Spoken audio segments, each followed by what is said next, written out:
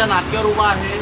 आपण पाहत असाल पहिलाच पावसाळा आहे, पाणी किती साठलंय बघा. ही ट्रॅफिकची व्यवस्था. ह्या माझ्या मित्राचं दुकान आहे, तुझं दुकान आहे. एक गाडी गेली तर घरात पाणी घुसतंय. हायवा गेली तर प्रचंड हायवा चालतात. समजून त्या ह्याचं वडोदरा एक्सप्रेस हायवेचं काम चालू आहे. म्हणजे ही काय परिस्थिती काय आहे? एक म्हणजे आम्ही आयुष्यभर असंच सांभाळायचं का?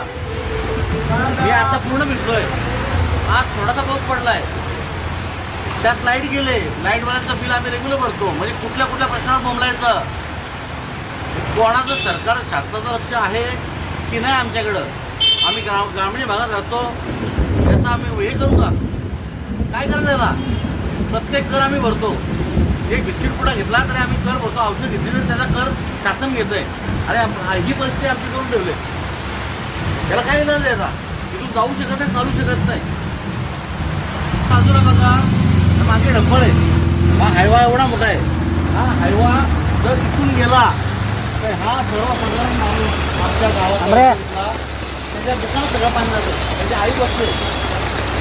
याला करायचं काय? याच्यावर उपाय काय? याचा जबाबदार कोण? PWD आहे का MARD आहे? आज पाऊस पडला, हे 4 महिने आम्हाला असे सहन करावे लागतात. तुम्ही सरळ साधं बघा ना, सगळ्या घरात पाणी घुसते.